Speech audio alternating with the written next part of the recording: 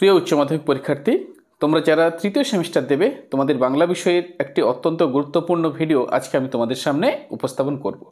আজকে আমরা যে বিষয় নিয়ে আলোচনা করব তা হলো তোমাদের টেক্সট বই ছাড়াও তোমাদের আরেকটি বই রয়েছে, সেটি হচ্ছে বাংলা ভাষা ও সংস্কৃতি। এখান থেকেও কিন্তু তোমাদের 15 নম্বরের এমসিকিউ প্রশ্নের উত্তর করতে হবে। অর্থাৎ যদি তোমরা দেখো তাহলে বুঝতে পারবে যে ভাষা থেকে তোমাদের 10 নম্বরের এমসিকিউ প্রশ্ন থাকবে পরীক্ষাতে, আর শিল্প সাহিত্য সংস্কৃতির ইতিহাস এখান থেকে তোমাদের কিন্তু 5 নম্বরের এমসিকিউ প্রশ্ন থাকবে। তাহলে দাঁড়াচ্ছে কি, এই বিষয়ে আমাদের কিন্তু খুব ভালো করে পড়তে হবে। অর্থাৎ ঠিকঠাকভাবে না পড়লে সমস্ত ধরনের প্রশ্নের উত্তর আমরা ঠিকভাবে দিতে পারবো না। তো সেই উদ্দেশ্য নিয়েই আমি কিন্তু একেবারে যেটাকে বলা যেতে পারে বিজ্ঞানসম্মতভাবে তোমাদের সামনে টপিকগুলো তুলে ধরছি। কেমনভাবে না, আমি পেজ ধরে ধরে তোমাদের সামনে তুলে ধরছি যে কোন পেজ থেকে কোন পেজ পর্যন্ত, কত থেকে কত পেজ পর্যন্ত আমরা এমসিকিউর প্রশ্ন আলোচনা করছি। অর্থাৎ এই এমসিকিউর প্রশ্নগুলো আলোচনার সঙ্গে সঙ্গে তোমরা টেক্সট বইটি একটু দেখে নিলে তোমাদের প্রস্তুতি একেবারে 100% খাঁটি হবে। 2 নম্বর বিষয় কি না, আমি এমসিকিউ সিরিজ নিয়ে আসতেছি। অর্থাৎ আমরা আজকে এমসিকিউ সিরিজের আমরা যদি দেখি 2 নম্বর ভিডিও, অর্থাৎ পরীক্ষার আগে পর্যন্ত সমস্ত ধরনের পেজ ধরে ধরে আমরা কিন্তু এমসিকিউ প্রশ্ন এবং তার উত্তর আলোচনা করব। আর কি না, এক্সাম ওরিয়েন্টেড। অর্থাৎ তোমরা যদি দেখো বইতে অনেক ধরনের বা বিভিন্ন ধরনের জায়গা থেকে তোমরা অনেক এমসিকিউ প্রশ্ন দেখতে পাচ্ছ, কিন্তু এই এত এমসিকিউর প্রশ্ন এগুলো কিন্তু তোমাদের উপর কেবলমাত্র বোঝা বাড়াচ্ছে। তো সেই জন্য যেগুলো করতে হবে আমাদের পরীক্ষাতে আসার সম্ভাবনা সব থেকে বেশি বা যেখান থেকে আসবে সেই বিষয়গুলি নির্বাচন করে, সেই ক্ষেত্রগুলি নির্বাচন করে আমি সেখান থেকে এমসিকিউ প্রশ্ন তৈরি করে তোমাদের সামনে উপস্থাপন করছি। তো সেই জন্য আমি তোমাদেরকে আবারও বলছি, এই যে এমসিকিউ সিরিজ চলতে থাকবে পরীক্ষার আগে পর্যন্ত, তোমরা এই ভিডিওগুলি বেশি সময় নয় 5 থেকে 7 মিনিট পড়ার ফাঁকে ফাঁকে এই ভিডিওগুলি দেখে নাও, তাহলে কিন্তু তোমাদের প্রস্তুতি ঠিকঠাক পথেই এগোবে। তো সেই জন্য তোমাদের কথা ভেবেই আমার এই ভিডিও বানানো। যদি ভালো লাগে অবশ্যই লাইক করো, কমেন্ট করো, বন্ধুদের মধ্যে শেয়ার করো, আর চ্যানেলে প্রথম এলে চ্যানেল সাবস্ক্রাইব করবে। প্রথম যে একের যে প্রশ্নটি রয়েছে সেখানে আমরা দেখতে পাচ্ছি মুকুন্দ দাস চারণ কবি হিসেবে খ্যাত হন কারণ কি কি, অপশানগুলো আমরা দেখে নিই। বলছে তিনি কীর্তনের দল পরিচালনা করতেন, তিনি লোকসঙ্গীত গাইতেন, তিনি নাট্যরূপে গ্রামে গ্রামে স্বদেশবাদ প্রচার করতেন, তিনি গান্ধীজির ভাবনায় প্রভাবিত ছিলেন। তাহলে এই প্রশ্নের সঠিক উত্তর অপশান সি, তিনি নাট্যরূপে গ্রামে গ্রামে স্বদেশভাব বা স্বদেশ ভাব বা ভক্তি তিনি প্রচার করতেন। 2 যে প্রশ্নটি রয়েছে, মুকুন্দ দাসের মাতৃপূজা পালার অন্যতম তাৎপর্য কী? এটি প্রথম নাট্যভিত্তিক পালা, এটি ব্রিটিশ শাসনের বিরোধিতা করে, এটি গান্ধীজির জীবন কাহিনী তুলে ধরে, এটি সাঁওতাল বিদ্রোহের চিত্রায়ন করে। তাহলে এই প্রশ্নের সঠিক উত্তর অপশান বি, এটি ব্রিটিশ শাসনের বিরোধিতা করে। 3 যে প্রশ্নটি রয়েছে, নিচের কোন পালাগুলি 1932 সালে নিষিদ্ধ ঘোষণা করা হয়? মাতৃপূজা, আর কি বলছে সমাজপথ মনুষ্যত্ব, ব্রহ্মচারিণী সমাজপথ পল্লী সেবা, সঙ্গীতের সাধনা প্রতীক চরণ, সমাজের সত্য পথচলা জাগরণ। তাহলে এই যে 4টে অপশান রয়েছে এর মধ্যে অপশান বি ব্রহ্মচারিণী সমাজপথ পল্লী সেবা, এই অপশান বি সঠিক উত্তর। অর্থাৎ নিষিদ্ধ কেন ঘোষণা করা হয়? কারণ দেখো 2 প্রশ্নে আমরা কি বলছি, মাতৃপূজার মূল উদ্দেশ্য ছিল কিছু নীতিমূলক, কিছু আদর্শ, কিছু বাণী, এগুলো যেগুলো ব্রিটিশ শাসনের বিপক্ষে যাবে। তাহলে একটা জিনিস ভেবে দেখো, পরাধীন ভারতে ব্রিটিশের বিরোধিতা করে কেউ রক্ষা পেয়ে যাবে, সরকার তার বিরুদ্ধে কোনো পদক্ষেপ নেবে না, এটা তো হতেই পারে না। তো সেই জন্য মুকুন্দ দাসের উপর কি করা হলো, তার এই যে পালাগুলো যেগুলো দেশভক্তি রয়েছে বা দেশের মানুষকে জাগরণ করবে, সেই সমস্ত পালাগুলোকে বন্ধ করে দেওয়া হলো বা নিষিদ্ধ ঘোষণা করা হলো। 4 যে প্রশ্নটি রয়েছে আমরা দেখব, দিলীপ কুমার রায়ের সঙ্গীত গবেষণার গুরুত্বপূর্ণ বৈশিষ্ট্য কী? বলছে কীর্তনের পুনর্গঠন, শাস্ত্রীয় সঙ্গীত ও লোকসঙ্গীতের ফিউশন, প্রাচীন গ্রিক মোড ও ঠাটের তুলনামূলক বিশ্লেষণ, কেবল রাগ সঙ্গীতের সুর সংরক্ষণ। তাহলে দেখো এই যে প্রশ্ন, এই প্রশ্নের সঠিক উত্তর কী হবে? অপশান সি, প্রাচীন গ্রিক মোড ও ঠাটের তুলনামূলক বিশ্লেষণ। অর্থাৎ কিন্তু দেখো দিলীপ কুমার রায় তিনি চেয়েছিলেন, অর্থাৎ ডিএল রায়ের পুত্র দ্বিজেন্দ্রলাল রায়ের পুত্র, তিনি কি করেছিলেন প্রাচ্য এবং পাশ্চাত্য উভয় প্রকার সঙ্গীত যে রীতি রয়েছে সেই বিষয়ে তিনি একটা মেলবন্ধন ঘটানোর চেষ্টা করেছিলেন। হয়েছে। এবার দেখো পরে 5 যে প্রশ্নটি, নিচের কোন গ্রন্থে দিলীপ কুমার রায় গুরুসেনের আলোচনা করেছেন? সঙ্গীতের পদ, গীতগোবিন্দ, ভ্রাম্যমান আর সঙ্গীত রত্নাকর। এই প্রশ্নের সঠিক উত্তর অপশান সি, ভ্রাম্যমান। এবার আমরা দেখব আমাদের সামনে একটি স্তম্ভ রয়েছে, স্তম্ভটি মেলাবো। গণসঙ্গীত অর্থাৎ গণনাট্য সঙ্গ, রাগ প্রধান গান, শাস্ত্রীয় সঙ্গীতের ভাব অবয়ব, আধুনিক গান, শিল্প বিভাজন, লোকসঙ্গীতের প্রভাব, গণসঙ্গীত কাঠামোর ভিত্তি। একেবারে সোজাসুজি রয়েছে। তাহলে অপশান এতেই আমরা দেখতে পাচ্ছি এই অপশানগুলো মিলে যাচ্ছে, তাই সঠিক উত্তর অপশান এ। 7 যে প্রশ্ন, রাগ প্রধান গান নামকরণ কে করেছেন? জ্ঞান প্রকাশ ঘোষ, মৃণালকান্তি ঘোষ, সুরেশ চক্রবর্তী আর বিভূতি দত্ত।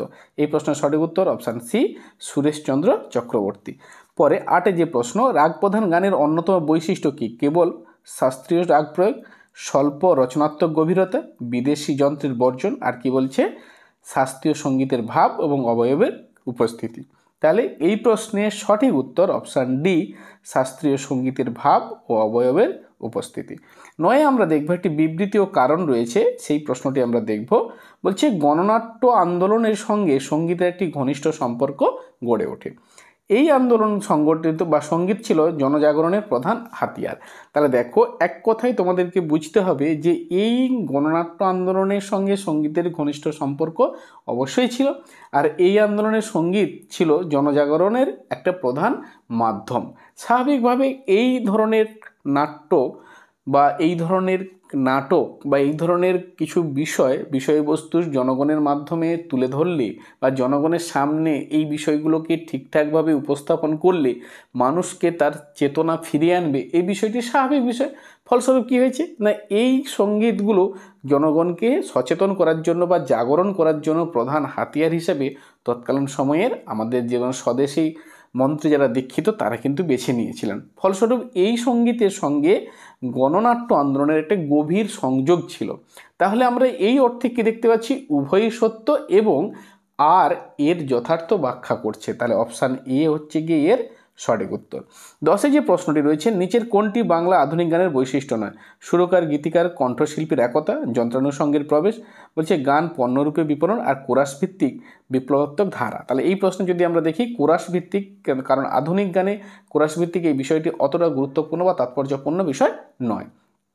11 থেকে দেখছি গান্ধীজির প্রভাব পড়ে নিচের কোন গীতিকার সুরকারের কাজে? রবীন্দ্রনাথ, সলিল চৌধুরী, মুকুন্দ দাস, ডিএল রায়। তাহলে এই প্রশ্নের সঠিক উত্তর কী হবে? অবশ্যই অপশান সি, মুকুন্দ দাস। কারণ দ্বিজেন্দ্রলাল হবে না, সলিল চৌধুরী হবে না, রবীন্দ্রনাথ ঠাকুর হবে না। মুকুন্দ দাস কিন্তু তার এই অর্থাৎ গান্ধীজির আদর্শে অনুপ্রাণিত হয়ে তিনি অসহযোগ আন্দোলনের ক্ষেত্রে কিন্তু অনেকটা এগিয়ে গিয়েছিলেন। তো অর্থাৎ মুকুন্দ দাসের জীবনে কিন্তু গান্ধীজির যথেষ্ট প্রভাব রয়েছে। আমরা 11টি এমসিকিউ প্রশ্ন এবং তার উত্তর আলোচনা করলাম। এরপরে আমরা বাকি যে প্রশ্নগুলো রয়েছে সেগুলো আমরা এবার একটু দেখব। দেখো 12তে যে প্রশ্ন আমাদের সামনে রয়েছে, বলছে সবাক চলচ্চিত্রের যাত্রারম্ভ কবে হয়? 1931, 32, 33, 30।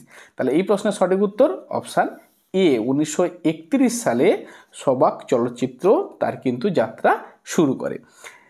13তে যে প্রশ্ন রয়েছে, সত্য মিথ্যা বিবেচনা করো। কি রয়েছে? বলছে মুকুন্দ দাস স্বদেশ গান রচনার মাধ্যমে জাতীয় চেতনা জাগিয়ে তুলেছিলেন। অবশ্যই সত্য এটি। বলছে মুক্তির ও মন্দিরের সোপানতলে গানটি কাজী নজরুল ইসলামের লেখা। এটি কিন্তু সঠিক নয়। এটি কার লেখা? ডিএল রয়। এটা দ্বিজেন্দ্রলাল রায়ের লেখা। তাহলে এটি ভুল। আর কি বলছে? মুকুন্দ দাস বাংলা নাট্যসঙ্গীতের প্রবর্তক ছিলেন। এটাও এক অর্থে আমরা সত্য বলেই ধরে নিচ্ছি। আর যাত্রাধারায় গান পরিবেশন করে মুকুন্দ দাস ভ্রাম্যমান নাট্যদল গড়ে তোলেন। এটিও সত্য। তাহলে দেখো, যদি আমরা দেখি 2 বাদ দিলে বাকি 1, 3, 4 সঠিক, অর্থাৎ অপশান সি কিন্তু সঠিক উত্তর। 14তে যে প্রশ্নটি রয়েছে, নবজীবনের গান এর রচয়িতাকে? সলিল চৌধুরী, জ্যোতিরিন্দ্রনাথ মৈত্র, পরেশ ধর, হেমাঙ্গ বিশ্বাস। তাহলে এই প্রশ্নের সঠিক উত্তর অপশান বি, জ্যোতিরিন্দ্রনাথ মৈত্র। 15তে যে প্রশ্নটি রয়েছে, সলিল চৌধুরী গণসঙ্গীতের অন্যতম বৈশিষ্ট্য কী ছিল? কেবল একক গায়ন, সনাতনী কীর্তনের আদলে রচনা, কোরাস গায়ন পদ্ধতির পরীক্ষা নিরীক্ষা আর শাস্ত্রীয় রাগে বন্দি গান। তাহলে দেখো, এই যে প্রশ্নটি রয়েছে 15 থেকে, তাহলে এই প্রশ্নের সঠিক উত্তর কিন্তু অপশান সি, কোরাস গায়ন পদ্ধতির পরীক্ষা নিরীক্ষা। এরপরে দেখো 16তে যে প্রশ্ন রয়েছে, 2 বিঘা জমিন ছবিটি হিন্দি চলচ্চিত্রে সলিল চৌধুরী কী করেছিল? প্রথম সঙ্গীত পরিচালনার কাজ করেছিল, দ্বিতীয় সঙ্গীত পরিচালনার কাজ, সর্বশেষ না কেবল গীত রচনা? তাহলে এটি কিন্তু প্রথম সঙ্গীত পরিচালনার কাজ, অর্থাৎ এই চলচ্চিত্রের মাধ্যমে সলিল চৌধুরী হিন্দি চলচ্চিত্রে সঙ্গীত পরিচালনার কাজ তার জীবন শুরু করেছিলেন। এরপরে দেখো পরে যে প্রশ্নটি রয়েছে, সলিল চৌধুরী কটি হিন্দি ছবিতে সঙ্গীত পরিচালনা করেছিলেন? 50টি, 65টি, 75টি, 85টি, প্রায় 75টি, অপশান সি সঠিক উত্তর। এরপরে আমরা একটি সত্য মিথ্যা রয়েছে, এটা একটু বিবেচনা করব আমরা। দেখো বলছে সলিল চৌধুরী গান ছিল মূলত শাস্ত্রীয় রাগ ভিত্তিক, এটি কিন্তু ভুল। কারণটা কি না, সলিল চৌধুরী কেবলমাত্র যে শাস্ত্রীয় রাগভিত্তিক গান রচনা করেছিলেন তা নয়, তিনি কি করেছিলেন লোকগীতি, পাশ্চাত্য বা গণনা সঙ্গীত যেগুলো রয়েছে তার সঙ্গে তিনি সমস্ত ধরনের ক্ষেত্রে কিন্তু সমানভাবে বিচরণ করতেন। অর্থাৎ এই যে যদি আমরা ধরি যে নজরুল এবং রবীন্দ্রনাথের পরে এমন প্রতিভাধর ব্যক্তিসত্তা সঙ্গীতের জগতে সলিল চৌধুরীর মতো কেউ ছিল না। তো সেই জন্য সলিল চৌধুরীকে আমরা কেবলমাত্র শাস্ত্রীয় রাগভিত্তিকেই মধ্যে আবদ্ধ রাখবো, এটা হতে পারে না। তো সেই জন্য কারণ এটা হয়ও নি, কারণ এমন প্রতিভাধর ব্যক্তি তিনি সব ক্ষেত্রে বিচরণ করবেন। ফলস্বরূপ লোকগীতি, পাশ্চাত্য সঙ্গীত, গণসঙ্গীতের সঙ্গে তিনি কিন্তু মেলবন্ধন ঘটিয়েছিলেন, ফলস্বরূপ এটি কিন্তু মিথ্যা। তিনি গণনাট্য আন্দোলনের সঙ্গে যুক্ত ছিলেন, তাহলে বলছে তিনি গণনাট্য আন্দোলনের সঙ্গে যুক্ত ছিলেন, এটি সত্য। তার সঙ্গীত ছিল বাংলা, হিন্দি, মালায়ালাম চলচ্চিত্র সমান জনপ্রিয়, এটিও সত্য। তিনি ধনধান্যের পুষ্পভরা গানের সুরকার, এটিও কিন্তু সত্য। তাহলে আমরা কি দেখতে পাচ্ছি 2, 3, 4 সত্য, অর্থাৎ অপশান সি সঠিক উত্তর। পরে সলিল চৌধুরী প্রতিষ্ঠিত বোম্বে ইউথ কোয়ার থেকে উদ্ভূত সংগঠনটি কি? ভারতীয় শিল্পী সংগঠন, সঙ্গীত সম্মেলন পরিষদ, ক্যালকাটা ইউথ কোয়ার আর বেঙ্গল মিউজিক্যাল অ্যাসোসিয়েশন। এই প্রশ্নের সঠিক উত্তর অপশান সি ক্যালকাটা ইউথ কোয়ার। পরে দেখো 20তে যে প্রশ্নটি রয়েছে, নিচের কোন শিল্পীর কণ্ঠে সলিল চৌধুরীর গান রেকর্ড হয়নি? কারা কারা রয়েছে? শ্যামল মিত্র, সন্ধ্যা মুখোপাধ্যায়, রুমা গুহ ঠাকুরতা, ধনঞ্জয় ভট্টাচার্য। তাহলে এই প্রশ্নের সঠিক উত্তর অপশান ডি ধনঞ্জয় ভট্টাচার্য। এরপরে দেখো 21-এ, রানার গানটি রচনায় কবিতার যে ধারা প্রয়োগ করা হয়েছে তা কি কি? গীতি কবিতা, কাব্যনাট্য, ব্যালাড আর হাইকু। দেখো এই যে প্রশ্নটি আমাদের সামনে রয়েছে, এখানে আমরা কি দেখতে পাচ্ছি, বলছে যে রানার, আমরা জানি যে সুকান্ত ভট্টাচার্যের একটি অসাধারণ এবং কি বলা যেতে পারে অনবদ্য একটি কবিতা। বলছি এই যে কবিতার যে ধারা প্রয়োগ করা হয়েছে সেখানে কি? গীতি কবিতা, কাব্যনাট্য, ব্যালাড আর হাইকু। দেখো এই প্রশ্নের সঠিক উত্তর অপশান সি কিন্তু ব্যালাড। এই ব্যালাডটা কি এবার একটু বুঝে নাও। দেখো ব্যালাড হচ্ছে কি এমন এক ধরনের বা একটি বিষয় যেখানে কি না এই কবিতার মাধ্যমে একটি সাধারণ গল্প বলা হয়ে থাকে যা একটি ঘটনার বর্ণনা করে। মানে যেমন আমরা কি দেখতে পাচ্ছি যে রানার তার রাতের বেলায় চিঠি নিয়ে তার মানি অর্ডার নিয়ে ছুটে চলেছে, গল্পে বলা হয়েছে, অর্থাৎ গল্প এইভাবে শুরু হয়েছে, কিন্তু গল্প সংক্ষিপ্ত। অর্থাৎ ব্যালাডের আরেকটি বৈশিষ্ট্য রয়েছে সংক্ষিপ্ততা এবং সহজ সরল ভাষা হবে আর পুনরাবৃত্তি, মানে কিছু কিছু লাইন থাকবে, কিছু শব্দ থাকবে যেগুলো বারবার ফিরে ফিরে আসবে। তো এই সমস্ত বিষয়গুলোকে যদি আমরা দেখি তাহলে কিন্তু আমরা দেখব যে রানার কিন্তু একটি ব্যালাড বা একটা গাথা কবিতার একটি উদাহরণ আমরা হিসেবে দেখতে পারি। তাহলে এটি এমন একটি কবিতা যেখানে একটি গল্প বলছে, সাধারণত কোনো বীরত্বপূর্ণ গল্প বা লোককাহিনী সংক্রান্ত কোনো ঘটনা নিয়েই কিন্তু এই কবিতাগুলো তৈরি হয়। তাই কবি সুকান্ত ভট্টাচার্য একজন রানারের জীবন এবং তার দায়িত্ব পালনের চিত্র কিন্তু তার কবিতার মাধ্যমে তুলে ধরেছেন, যা ব্যালাডের মূল উপাদান বা মূল বৈশিষ্ট্য আমরা বলতে পারি। তাই অপশান সি সঠিক উত্তর। পরে যে রয়েছে স্বদেশী যুগের গান কোন প্রতিষ্ঠানের অ্যালবাম? ভারতীয় পরিষদ, বাংলা একাডেমি, ক্যালকাটা ইউথ কোয়ার আর ভারতীয় গণনাট্য সংঘ।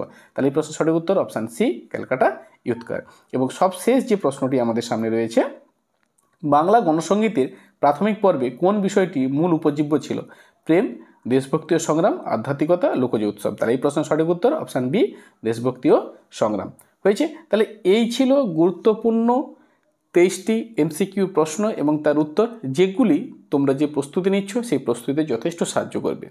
ভালো থেকো, খুব ভালো করে পড়তে থাকো। আমি তোমাদের আবারও বলছি প্রত্যেক দিন এই সময়ে একটি করে ভিডিও অর্থাৎ এমসিকিউ সিরিজের ভাষা ও সংস্কৃতি থেকে একটি করে ভিডিও তোমাদের সামনে আমি উপস্থাপন করব। মনোযোগ সহকারে দেখবে, যদি কোনো জিজ্ঞাসা থাকে অবশ্যই তোমরা কমেন্ট করতে পারো। ভালো থেকো, খুব ভালো করে পড়তে থাকো।